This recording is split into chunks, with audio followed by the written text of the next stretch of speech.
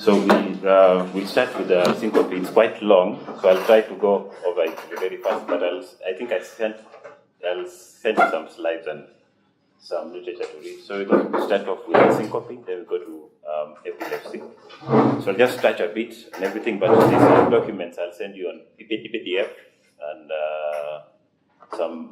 and the original PowerPoint that were quite lengthy. They have a lot of the pathophysiological mechanism that we can try and see if we can finish it on time. So syncope, most of this was discussed by Dr. Soki yesterday. So it's a transient self-limited loss of consciousness due to acute global hypoperfusion. The onset usually is rapid, the duration usually is brief, and then you have spontaneous and complete recovery. So the other causes of transient loss of consciousness. Remember, Dr. Soki said transient loss of consciousness is not equal to syncope, but the other causes of transient loss of consciousness, which usually basically is divided into traumatic and non-traumatic. So this is basically the non-traumatic causes. The traumatic causes are in when you get head injuries with concussions and the like. So you can have neurologic or cerebrovascular, which is epilepsy and retrovascular ischemia, stroke. You can have metabolic syndromes, that's hyperventilation, hypocapnia, hypoglycemia. The more reason you have to do an RBS, hypoxemia, intoxication of drugs and alcohol, and coma or psychogenic risk could be secondary to anxiety, panic disorder, or somatization disorder. So the prognosis usually for non-cardiac causes is usually good, and prognosis for cardiac causes of syncope is usually not good because there's the risk of sudden cardiac death. So the pathophysiological mechanisms of syncope is that ideally we have what is called a baroreceptor reflex, and that's what we look at. I think it's in the next slide. I think maybe we should start. Okay, we'll start here. So like so we'll take this clinical scene. Because usually syncope begins when you actually are at an upright posture. Then you have pooling of blood within the lower limbs and the splanchnic circulation. So you have about 500 to 100 mils, and this we know will decrease your venous return, and eventually you have a reduction in cardiac output. We all know that blood pressure is a multiplication of cardiac output and systemic vascular resistance. So once you have reduced ventricular filling, your blood pressure goes low.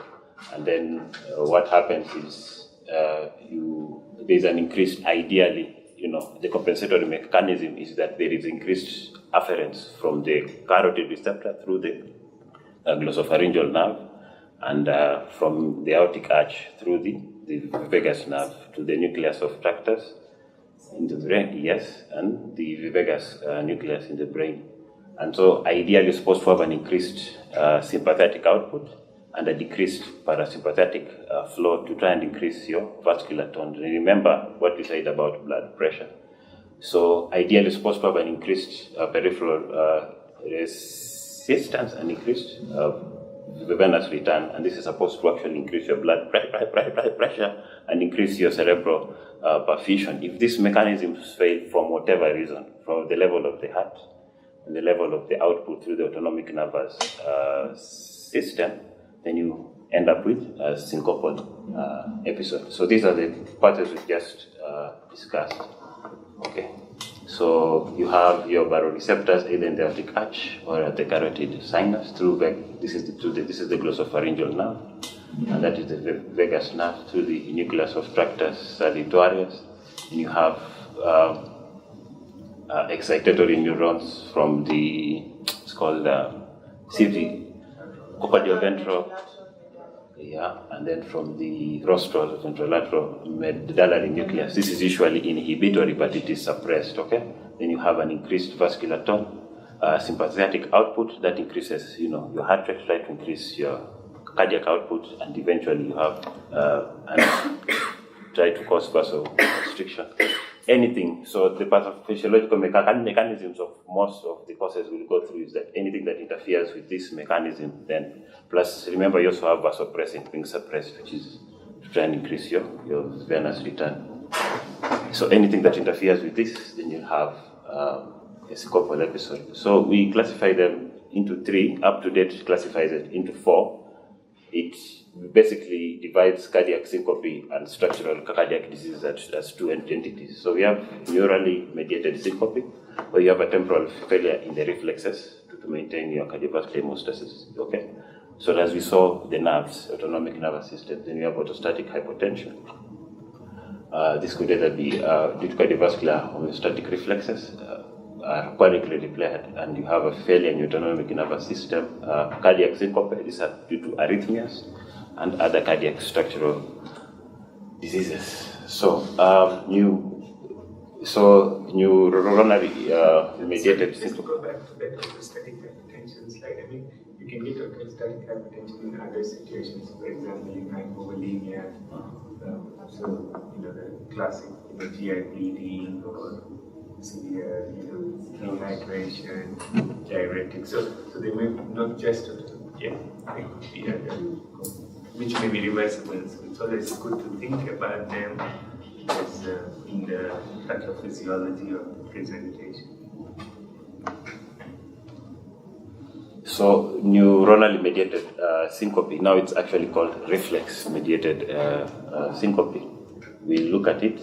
So you have transient change in the autonomic afferent activity with now the reversal. You have an increased parasympathetic output and sympathetic inhibition that causes bradycardia, reduction in peripheral vascular resistance, a decrease in blood pressure. I mean, we'll just go through that baroreceptor reflex when you're going through the mechanisms. So you end up with cerebral hypoperfusion. So just know that you need to have now the difference between this and orthostatic hypotension you'll see is that the autonomic nervous system here is intact. Okay, you have an intact autonomic nervous system, and therefore all this is about so that you have an increased sympathetic output and a decreased. So the classification you can either classify neuronally mediated or reflex mediated syncope into 2 broad categories, either based on the afferent or the provocative factor, like a vasovagal syncope or a situational syncope, or based on the efferent, that is the effector, either vasodepressor syncope, where you have a sympathetic vasoconstrictor failure, cardioinhibitory syncope, where you have increased vagal outflow to the heart, and eventually you end up with bradycardia. You can have a mixed, which is a picture of both. So, vasovagal syncope, the features, I think Dr. Sokios have alluded to this, where you have position usually happens when you are in a standing position, but may also occur when you're in supine. And it's usually a prodromal phase. This is usually seconds to minutes, where you have weakness, lightheadedness, nausea, or vomiting. Sweating, nausea, yawning. You have pallor because there is decreased vascular tone.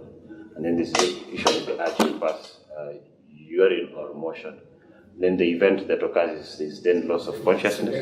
So the other thing that often happens in this situation is people find that voices become distant. So for example, if you're in a room, in a meeting or something, so for example, God forbid, if I was about to faint, probably your voice would become more distant.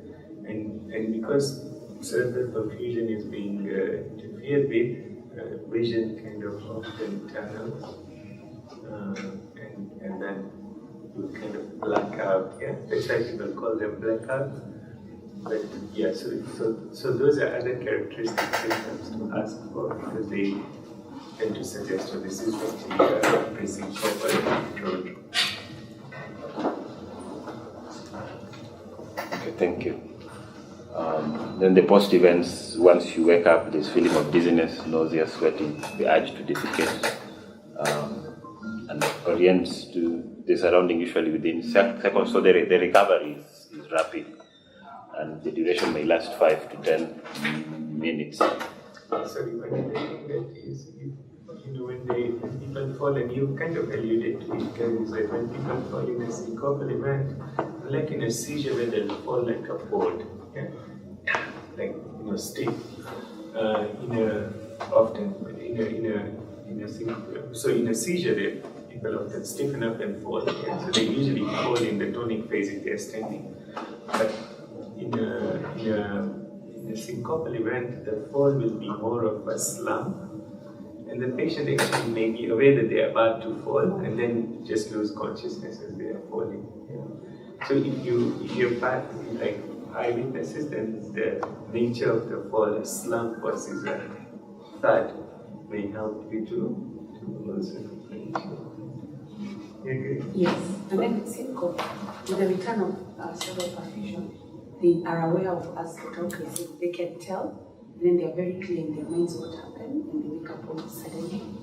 The seizure, they have that post-ictal phase where they are confused, sometimes disoriented. It takes them about an hour, 30 minutes to 1 hour to fully come back to themselves. And they might have some bit of transient amnesia, where they are not really aware of what happened. Yeah, it's true. For most people that is true, but some people, when they fall, they can get a secondary headache, so they can get like a concussion, and then they may be a bit, confused, and so sometimes it gets a bit tricky. But for the most part, what you're saying is true.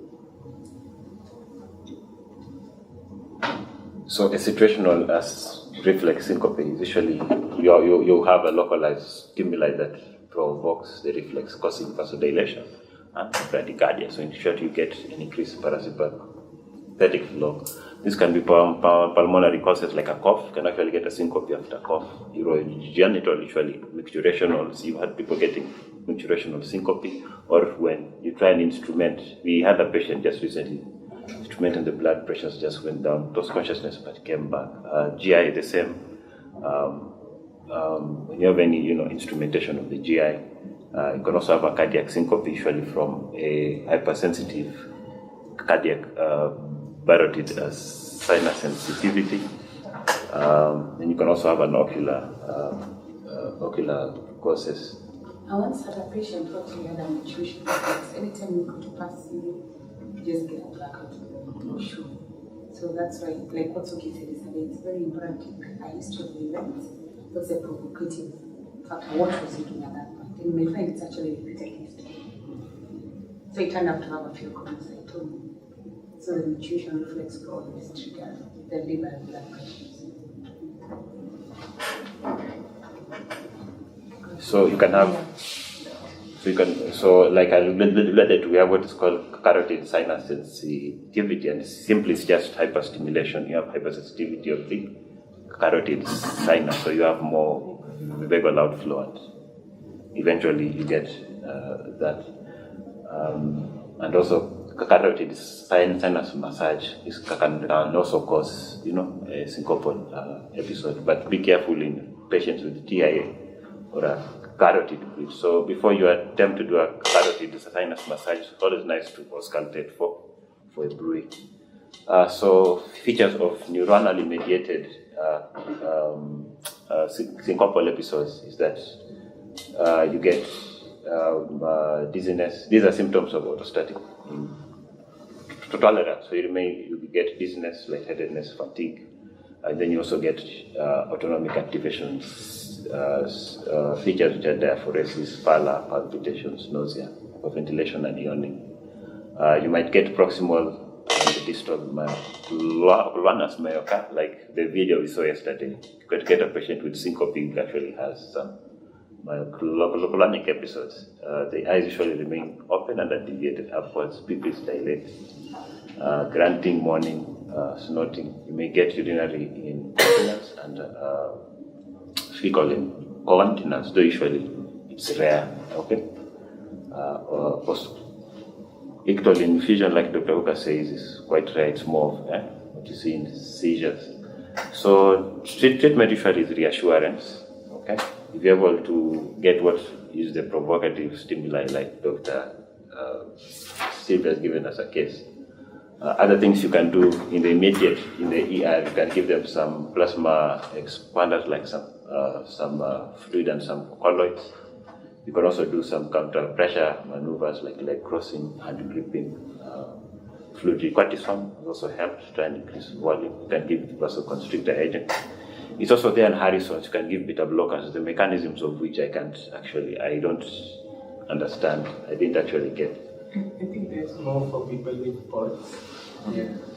Oh. Not with standard syncope. So then we have orthostatic hypotension. This is also another cause, another class of syncope. You have a just going back to that, just to, the two most important things when they know that they're going to fail, when you fail, they just get the feeling. They should just become horizontal. If you're horizontal, you can't fail. If you lose consciousness while you're horizontal, then you can't be mediated.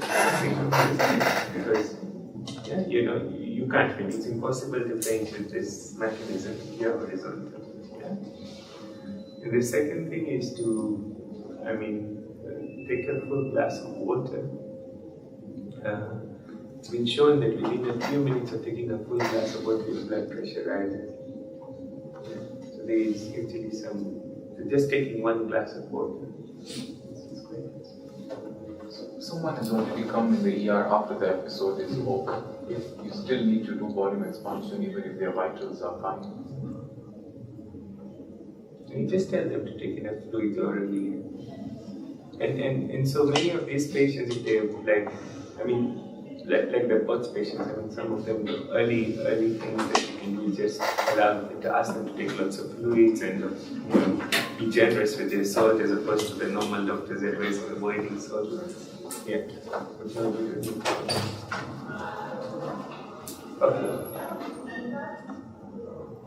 Okay. So we've got orthostatic hypotension, which is defined as reduction in systolic pressure of at least 20 millimeters, or diastolic pressures of at least 10 millimeters of mercury within 3 minutes of standing or a head tilt up or a tilt stable test. So it is usually a manifestation of sympathetic vasoconstriction failure. So you see people who have some form of neuropathy, as opposed to what we saw with neuronally mediated. So that's just a graph to show you the fall in pressure without any compensatory heart rate increase.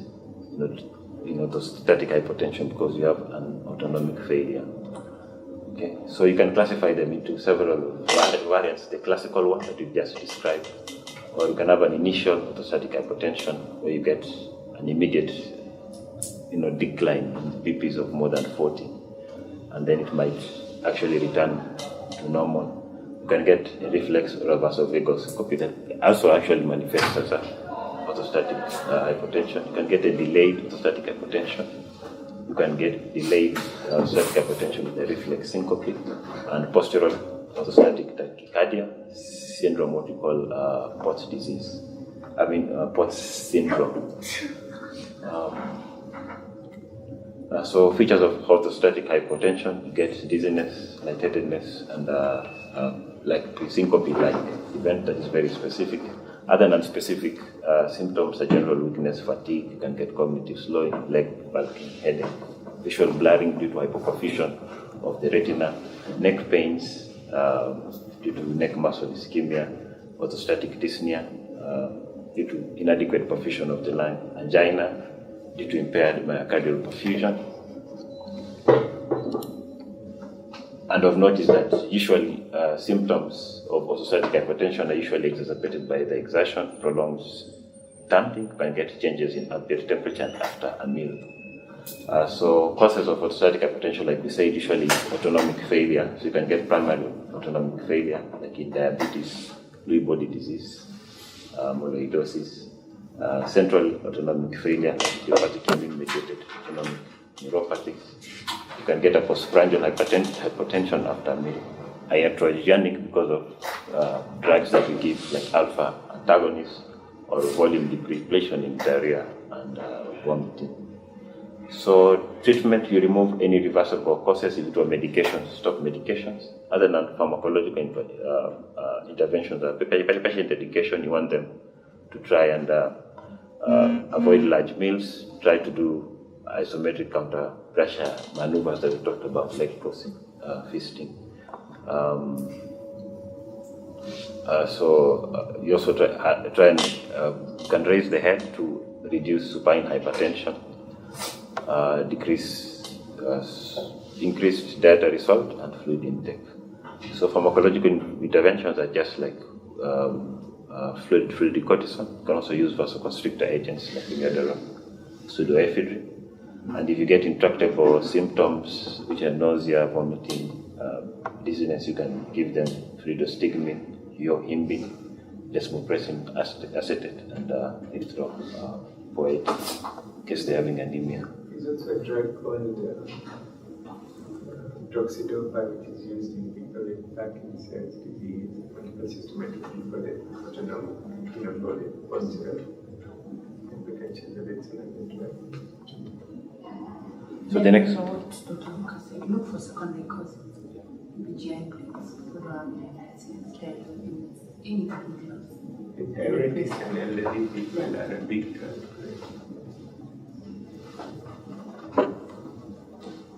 So cardiac syncope usually due to arrhythmias or structural heart lesions, and are responsible for approximately 13% cases of syncope. But most of them you need to know are arrhythmias. That's why yesterday there was a stress on ECG, and the patient who comes in with syncope. So structural defects are like severe atrial stenosis, hypertrophic cardiomyopathy, ischemic acute ischemia, pulmonary embolism, primary pulmonary arterial hypertension, tamponade, mitral stenosis, though it's rare with mitral stenosis, severe pulmonary stenosis, mitral myxoma, acute myocarditis, severe TOF, retarded Fallot, and Semengers syndrome. So bradyarrhythmia. So that paper in the New England Journal about people who had come in with a syncopal episode coming to casualty, a significant portion of them, when they did, they looked for pulmonary embolism, actually had pulmonary embolism. So that's something always to think about.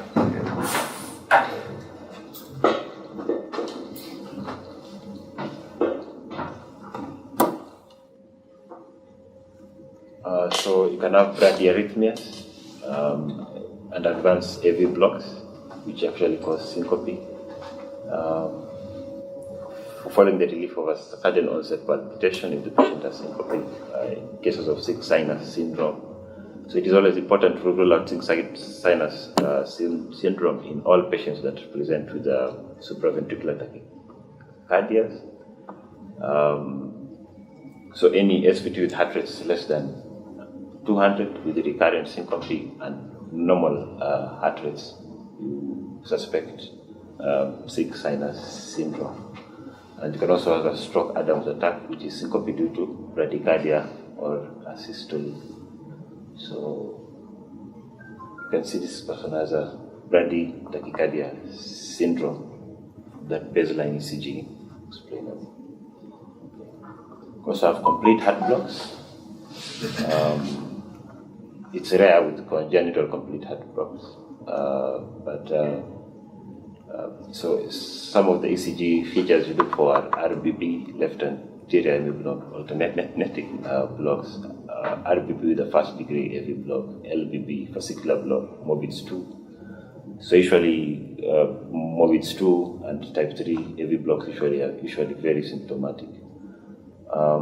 So prodromal symptoms usually are absent, and you usually get the episodes when there is some form of exertion. Tachyarrhythmias, these are VTs, so you can actually explain what happens with tachyarrhythmias. You have,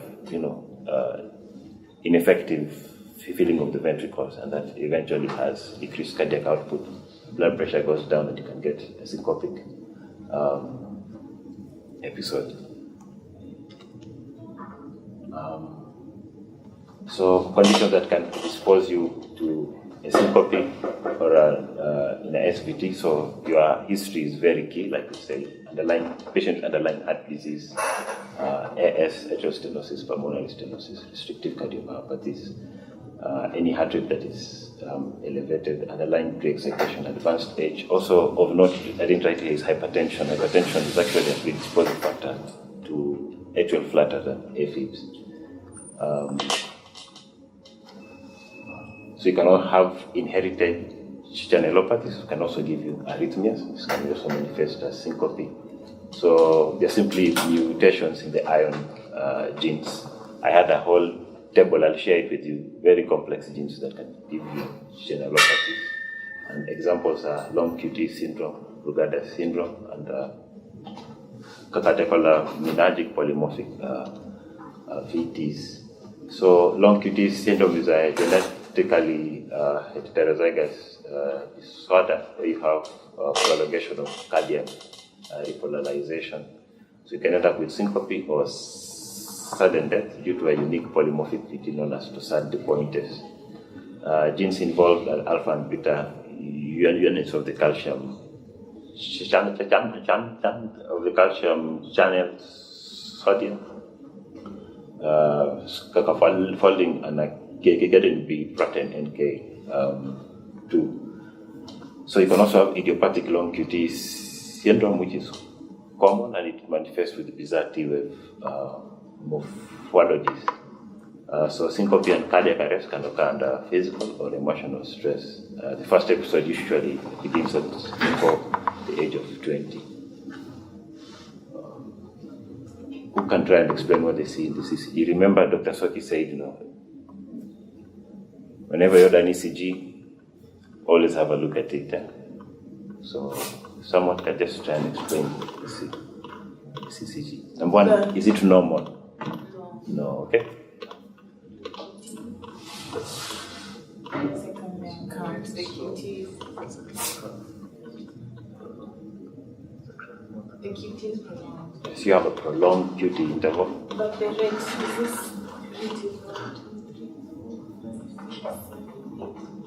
They're 1060. You have to correct it.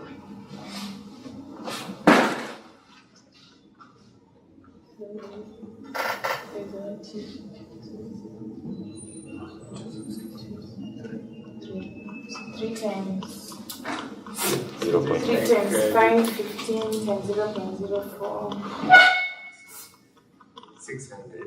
Okay. So 600 milliseconds. Yeah, but that's uncorrected, yeah? Yeah, so now I want to correct 60. So one thing I've learned from Dr. Washer, never to rely on the values on the. So whenever I have a doubt about his, I often take it to him, because I find him to be a real encyclopedia as far as ECGs are concerned, many things in medicine. But he will sit down and actually himself calculate the QT interval, and so it's. I think it's important for all of us to do it. It's hard sometimes to do.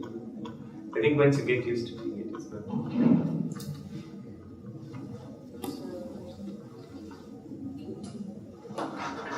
Are the children peaked?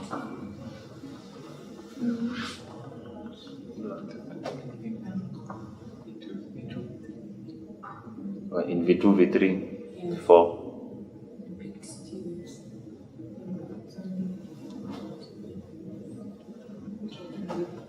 Kelvin, how So- many slides you have going to epilepsy?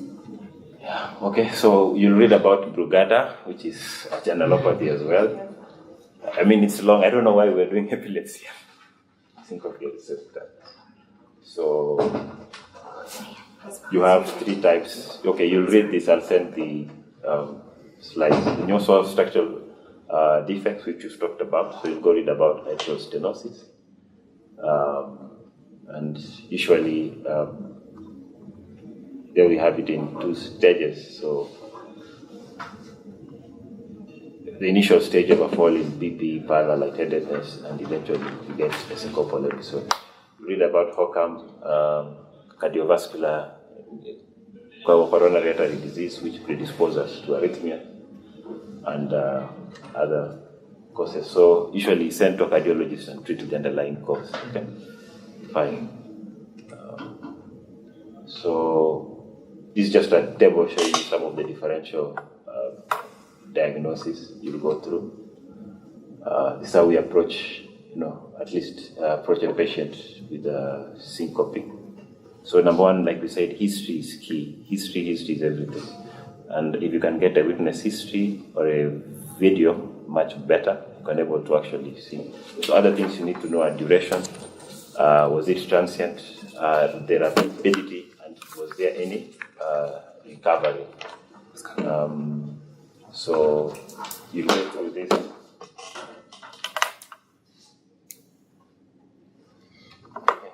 So other tests that you'd want to do. Maybe a patient comes with a syncopal episode, has gotten a blackout, within 30 seconds is back up, is at your ER in 10 minutes, the ER doctor calls you on call.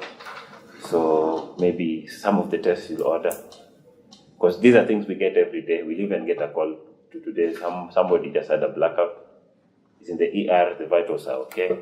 Okay, so which test would you tell the doctor to order? An ECG, and random blood, sugar, a full hemogram. Need to do NFLs because they can predispose it to so many other things, including cardiac arrhythmias. Any other thing? Okay, so it depends. It also depends on the history. But can I just say that in most patients with syncope, the only thing that you absolutely need to do is the ECG. Okay. I just want to read to you this paper. This paper was published.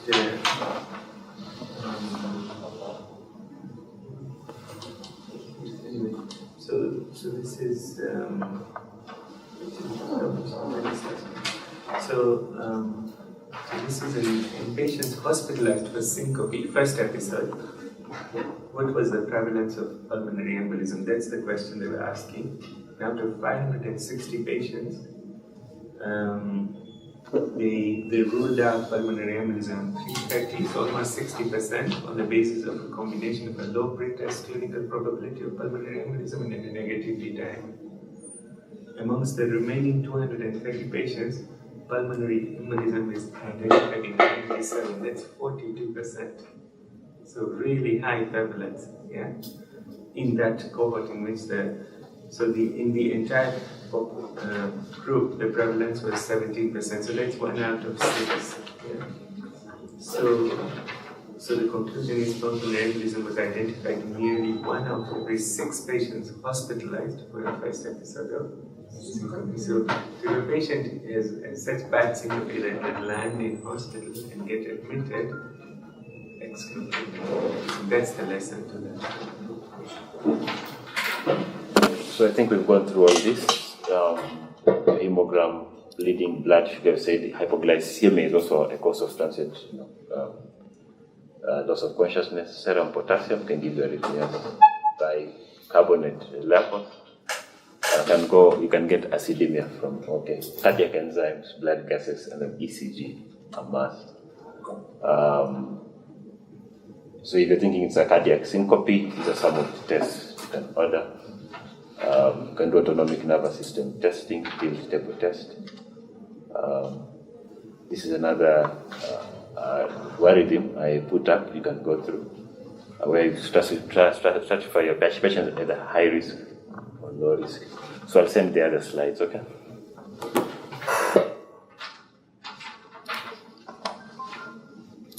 So move over to seizures. We'll also look at some of the drugs and mechanism of action. So we'll look at the definition as it's defined by International League Against Epilepsy. There is a 2017 classification. Physiology, some of the cellular physiology, pathophysiology, and pharmacology of epileptic drugs. So, Doc, what do you understand by the term epilepsy? We name patients epileptic, an epileptic patient every day. So what do you mean by epilepsy? Okay, by definition, epilepsy is at least 2 unprovoked seizures occurring more than 24 hours apart.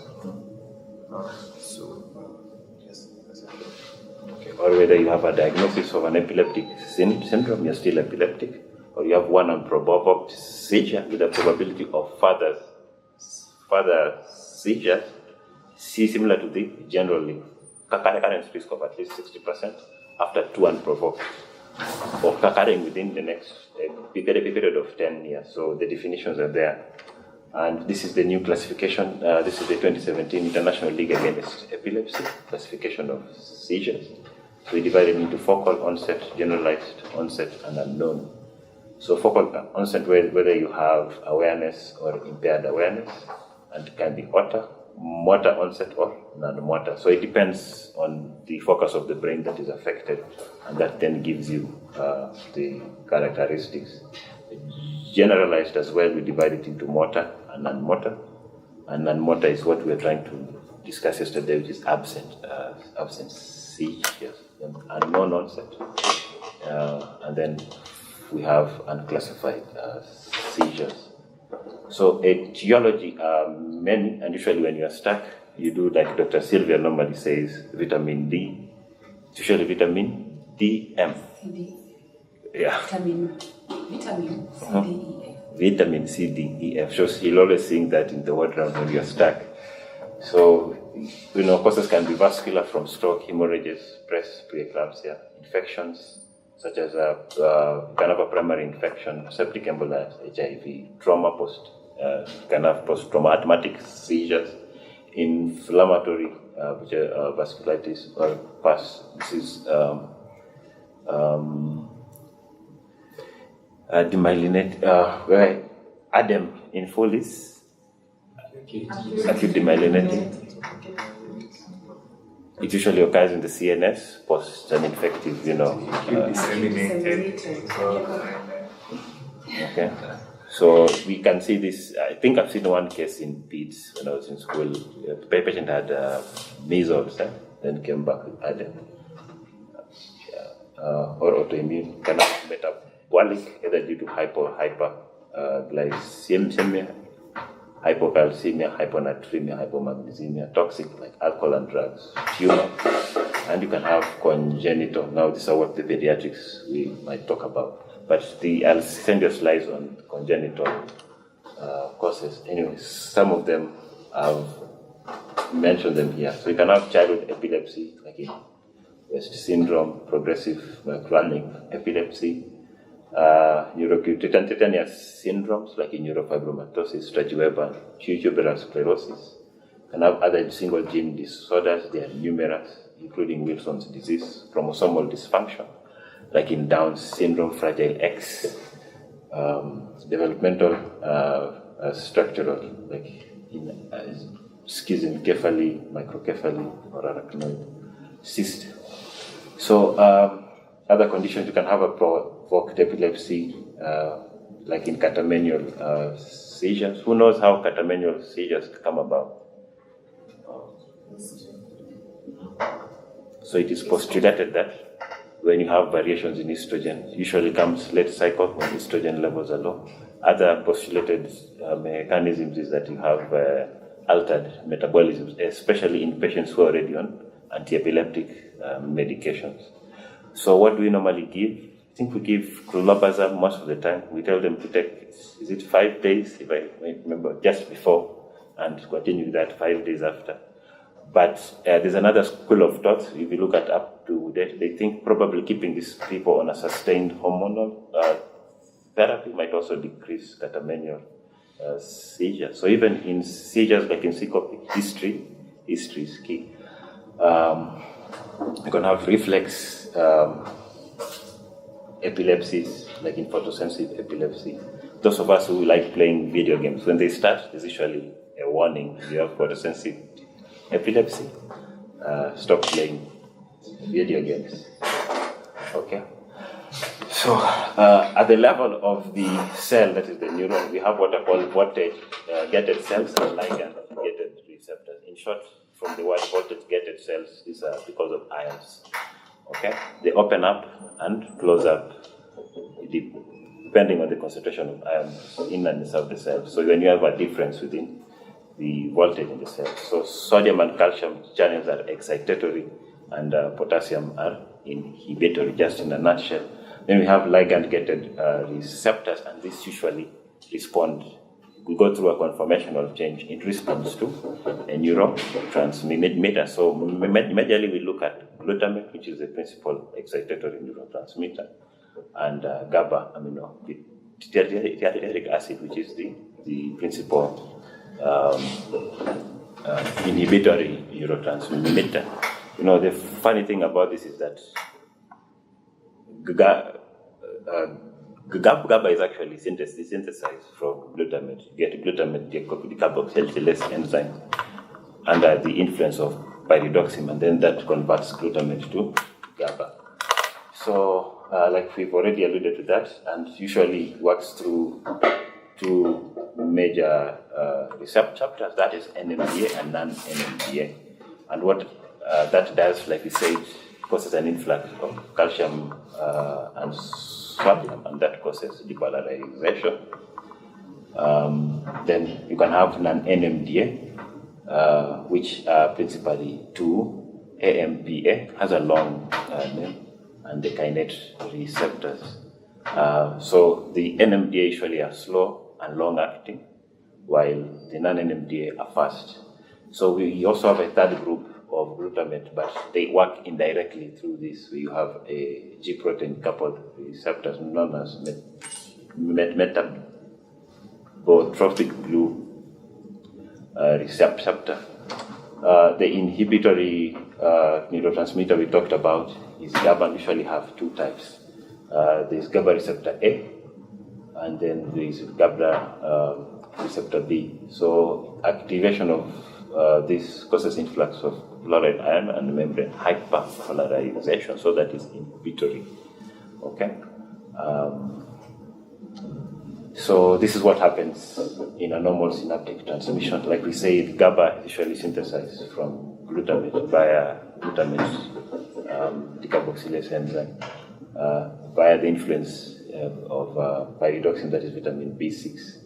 And then once you get impulse, it is released out of a vesicle into the postsynaptic space and binds onto GABA receptors. That opens up the calcium channels. You get hyperpolarization, and that's an inhibitory signal as opposed to glutamate. That's what happens. So in seizures, what basically happens in a nutshell, that you have a disequilibrium between the two. You have more of the excitatory transmission happening through glutamate, and then you have less of the inhibitory pathways. So what really happens in status epilepticus is that because you have persistent excitation for more than 15 minutes, then what happens, there's endocytosis of the glutamate receptors by a protein known as cadherin. It forms these synaptic vesicles that you see here, and then they are endocytosed. So that simply means you have less of the inhibitory channels on the neurons, and that's what propagates the patient to go into status epilepticus. However, the pathogenesis between these status and non-status status are almost the same. Okay. So I think we've who knows the difference between ictogenesis and eleptogenesis? Are you able to distinguish the two? Anybody? Just give it a try.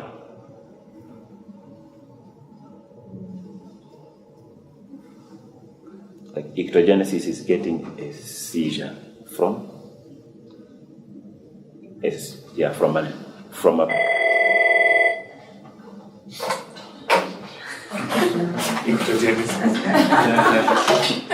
and eleptogenesis is the mechanism in which you get eleptogenic, when you get an eleptogenic focus in the brain, either through one of the mechanisms we cause the vascular inflammatory. So you have a highly excitable focus within the brain, that is eleptogenesis. Okay?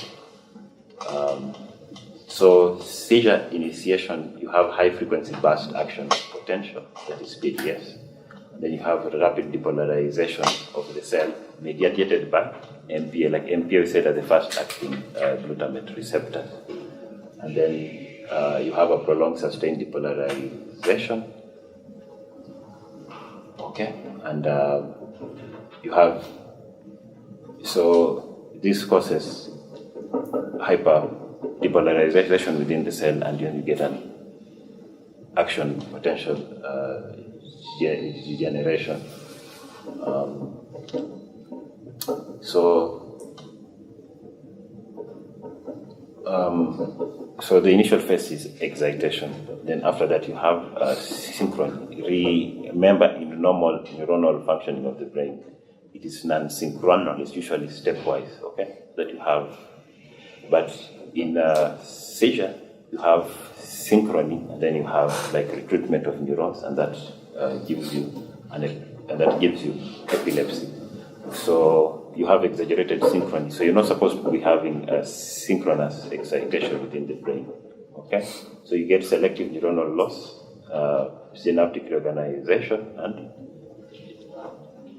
changes in expression of specific receptor subtypes. These are the excitatory receptors we are talking about, and therefore you get an electrogenic focus within the brain. And then the seizure propagation, so you get recruitment of more neurons and propagation of the seizure activity. So chronic electrogenic foci, this is what we term as electrogenesis. So you have increased synaptic connectivity through mosified fiber sprouting, and then we have intrinsic properties. Okay, you have changes in the voltage gated ion channels, and then you get with this you get altered inhibitory pathways. This is through GABA, and then that then gives you an electrogenic focus that is highly excitable, like we talked about. So from the pathogenesis and pathophysiology, that's when we therefore get the drugs. We talked about sodium receptors, we talked about calcium receptors, we talked about GABA, which is the major inhibitory pathways. So at the end of the day is that you have more excitation, less inhibitory, then you have a synchronous type of excitation as opposed to stepwise, which is well regulated. Then you end up with an electrogenic focus with the remodeling that we've talked about, and you end up with epilepsy.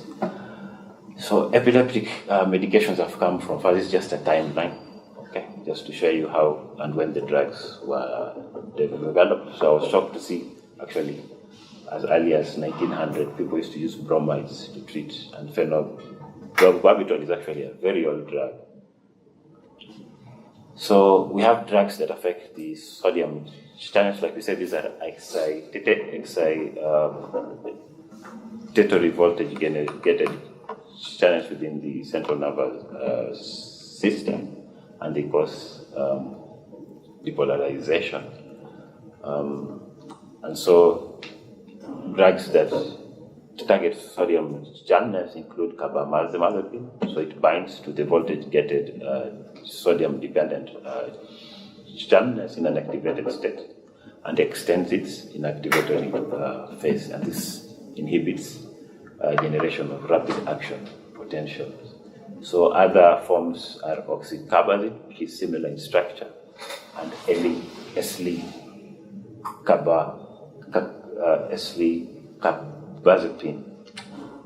The other drug in this category is phenytoin. It blocks voltage-dependent sodium channels. That also diminishes synaptic transmission and affects second messenger systems as well. That also inhibits the calcium calciumodulin protein phosphorylation. So is it in partial seizures, generalized, mixed, which is myoclonic and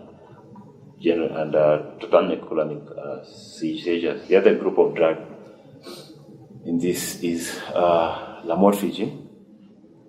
So it inhibits repetitive firing of neurons by inactivating sodium channels. It also diminishes the release of excitatory neurotransmitter, okay, by selectively influencing neurons that synthesize glutamate and aspartate. So we can use it as adjuvant for primary generalized tonic seizures and Lennox-Gastaut syndrome. So other partial epilepsy, idiopathic generalized epilepsy, mixed, newly diagnosed absence in children.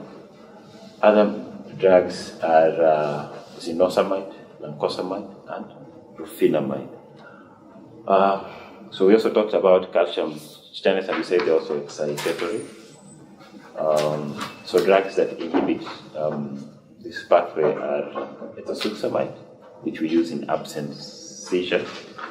We have drugs that affect GABA activity. We say GABA is inhibitory. Yeah. So you want drugs that will either extend or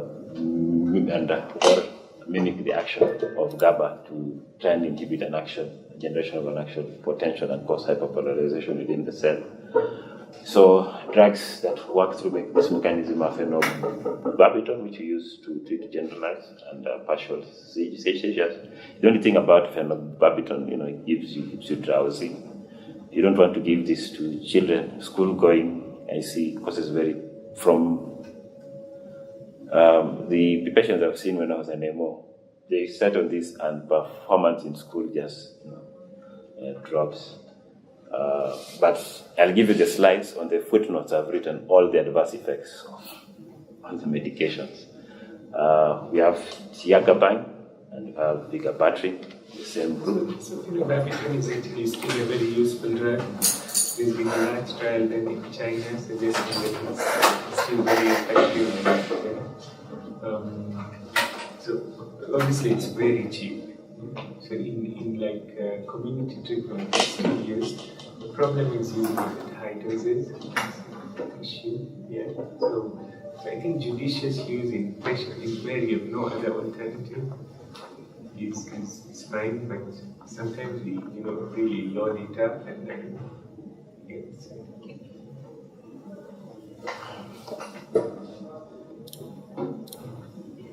We have benzodiazepine, clobazam, clonazepam, diazepam, diazepam, midazolam.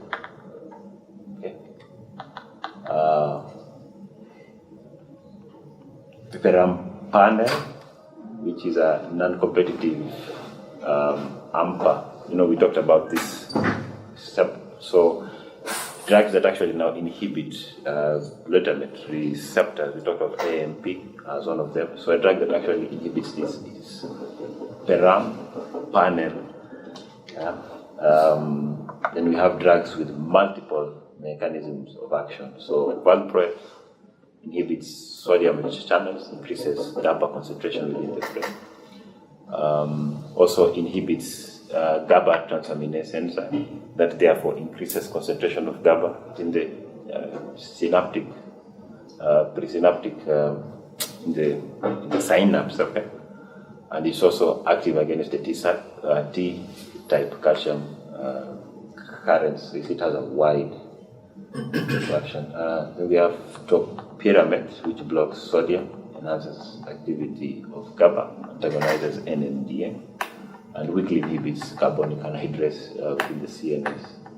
Then we have felbamate, which blocks NMDA and augments GABA function. Gabapentin is also in this group, binds to the alpha subunit of the calcium channels, also attenuates neurotransmitter release.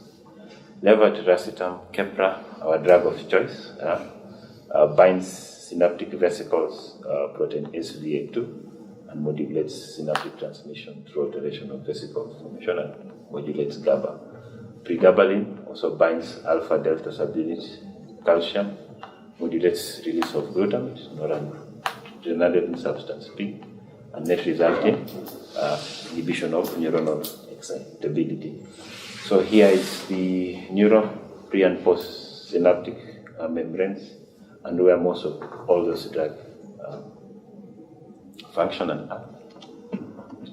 Okay, so in simple, this is how the brain is, normal activity. See, so things can go wrong. You have volume of the synapses.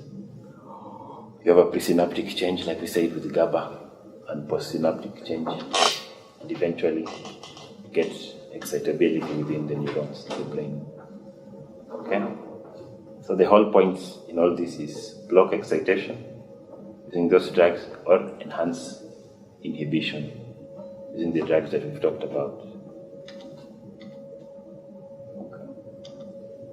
This is just a summary and an emphasis of the mechanism of actions. So we basically just group them into those that decrease excitation, those that enhance GABA.